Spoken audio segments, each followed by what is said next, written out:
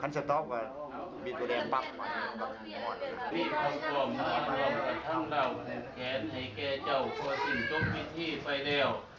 ดังนี้พวกข้าทั้งหลายจะขอมอบภาพควรนี้ให้แก่เจ้าขอให้เจ้าจงรับเอาไว้เพื่อเป็นสง่าราศี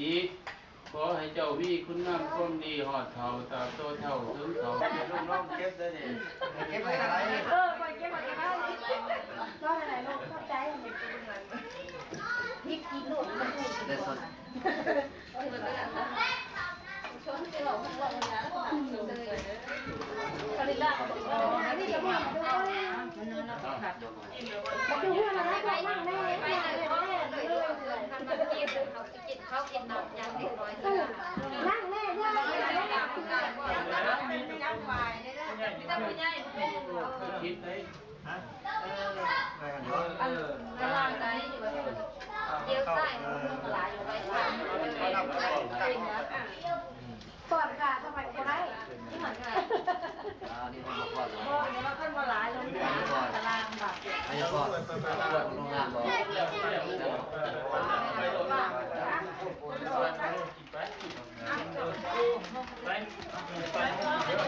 นี่เอาเงินไทยมาเร็วเว้ยเจ้าผิดกระบอกไปเนี่ยนะไม่ได้เด้อเฮ้ยเธอทำได้ภาษาลูกหนักไปกระโปรงว่าบางแล้วจะบวชโอ้ย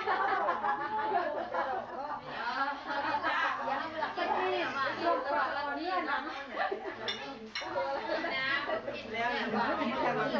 ล้วลงอ่ะมันเรื่องมันนะมันอย่างแล้วเป็นซี่ที่มีอีกที่บ้านเราได้กินน้ำกินเลยเอาไม่ล่ะ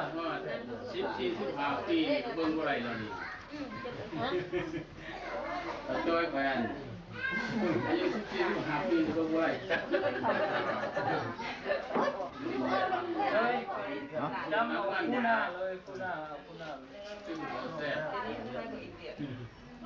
จะปีละนั่น4 ปีคน4 ปีเป็นเบิ่งตัว4 ปีแล้วยังเบิ่งนี่10 ปี65เท่า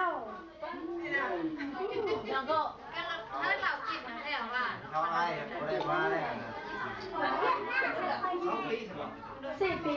นั่งแล้วกินเอาไปไอ้กับอ้วนนี่สิวะไอ้กับอ้วนบอกว่าถ้าไม่ทันไปหั่นไปนี่นะถ้าไม่ทันหัวก็เจ็บไม่อยากใส่จานเพิ่มไปปาร์ตี้ไม่อยากกระยอดสวรรค์นั้นพี่ใกล้สวรรค์ไม่อยากแน่กินเมื่อไรห่อเมื่อไรโบเทมเมื่อไรโบต้องเทมนั่นห่อเมื่อไรไปเรื่องไปเลยคิดว่าแม่มาไปเทมมาเป็นน้ำพริกเนาะโอ้ยมาเทมมาห่อเมื่อ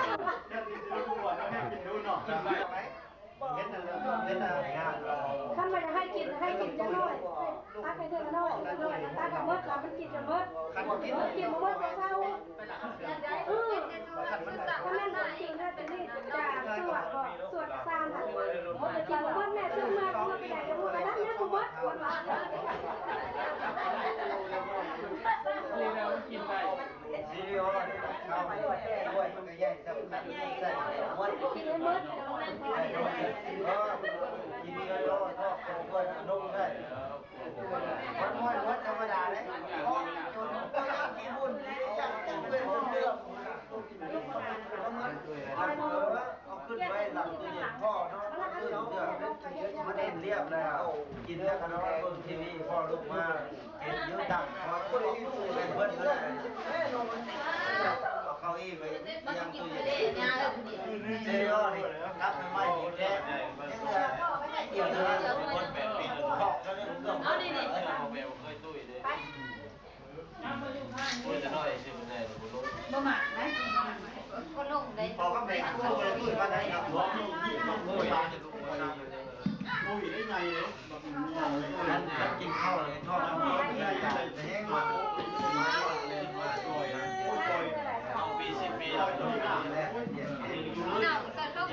ว่าเขาทำกันใช่ไหมโอ้ไม่ใช่เราก็รอดแท้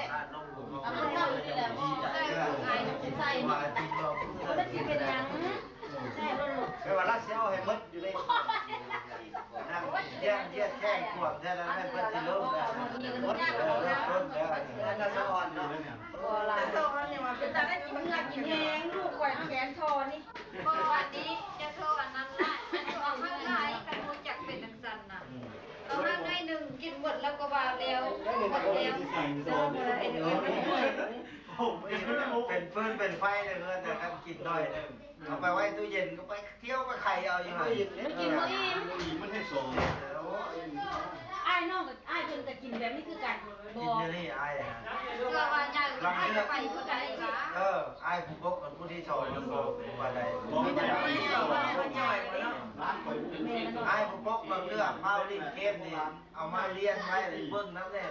กินน้ำแน่นะ มันจะเป็นฟุตบอลโอ้ยโตงามของผู้หญิง ใหญ่นั้นสิจอยอยู่ดอกพ่อกับบ่ตุ้ยแม่กับบ่ตุ้ยเนาะ มันกินหลายดิตี ถามลูกก็จะแบบคุยเลยได้ประโยชน์ บ่ห้ามนะบ่ห้ามเรื่องกินเรื่องหยังวะ นั่งลง น่า เป็น ยุ่ คุ งระบบ มัน ว่า บ่ฟัง ยไปเลย เรื่องนี้กินบ่อิ่มเลยอย่าห้ามเราไม่กิน เสี เสี ย ย หรือเปล่าว่าน่ะเราอยากไปด้วย กินบ่อิ่มนั่งส่ง กินไหน แล้ว ที่ ให้ ไม่ ผู้ รู้ หญิ เรา งเล่นอยู่เนาะ ไม่ได้นะพอ นั่ง ดี เย็บแขกเย็บผ้าจะกิน น่าเสียหามันนี่มันบ่ไป ค่อย เด้ จะได้เตือนในผู้อยู่เมียนไอ้ผู้ใหญ่ในผู้เขาจนได้เฮ็ดอาหารพิเศษต่างหากมันเป็นนมของวันเนี่ยเขาจัดมาเป็นโลแค่ก็แบบไดเอทไม่กล้าเร่งระวังเลยเขาเตือนป่านนั้นเวลาไปนั่งใกล้หมู่มันชีพบอกก็ออกมาสดหมู่กันเฮ็ดเลขบ่ได้เฮ็ดหนังสือบ่ได้ได้หมู่ไม่กล้ากันเอากระตือมาเลยในครูถามลงไปใช้หลายได้เอากินอยู่น่ะในครูก็ให้ละหมู่เอามาแล้วก็หลอนในบ้านให้ละผู้ใหญ่ทำแล้วพอนะแล้วเริ่มพูดใกล้กันนี่กินหมดมันถามอิ่มบ่พอกินอิ่มมันฟาดเลยมูก็บอกมาค่อยนะมันมากินน้ำมูเองเลยค่อยก็แนมอยู่ไปดู มันไปหากินน้ำหมู มันบอกมูมันเอามาเพื่อมันนี่เวลามูมันเลี้ยงแถวเอาลงเต้าน้อยๆนะเอาผู้หลานมันบอกมูมันให้เอาศอกมันครับมันเอาคันมันเอาศอกเลยกู้ให้มันเด้มันบอกในกู้เลยมวยมันกินหลายโรงเรียนมันไปบอกมูมันมันใหญ่มันเต้าปีได้มันจะกว้างไป สมัยเอาสิไปพวกเราหอมกัน เอากินก่อนครับกิน เอากินตัวบอกกันกินอะไรบอกกินกระเทือเอาค่ะเทือของมึงกระเทือแล้ว บอยทีมยังนะเราบอทีมยังนะ เมียแล้วเป็นเส้นหลังเราไม่ได้ทีเราเก็บอ่างนะเราเก็บกินบนบนแล้วบอกหอมเลย อย่าใส่ไล่แบบสิว่าเอาข้างไล่ เดี๋ยวบอกให้หลานมันอยู่เงินวันกินร้านกินกุ้ยมันก็ไปขายตู้เย็นมันยังอยู่เดี๋ยวบอกบอกแบบนี้แล้วหมู่กันแล้วก็ใจมัน โง่เลยนะฟังออกไปเมืองแล้วมันจะให้ไปแล้ววันนี้ ให้ พ่อเลยจะไปว้าวเข้ารถแล้วก็ให้แล้ว จะกินแล้วบอกจะกินแล้วบอกว่าจะกินมันส่งรถ เข้ารถมีเป็นเล่นทำรถทำรถให้พ่อไป อย่าได้ยังอีกที่หายังมัน ผู้อายนั่นก็คุยกันเรื่อง ต้องหลบไปไปได้ได้ ไปรอบไปเลยจะย่างคนเก่งที่ไหน 4 ปีนะครับ แต่ว่าย่างฟังนะมันเป็น พอแล้วงาน โบให้ร้านจะได้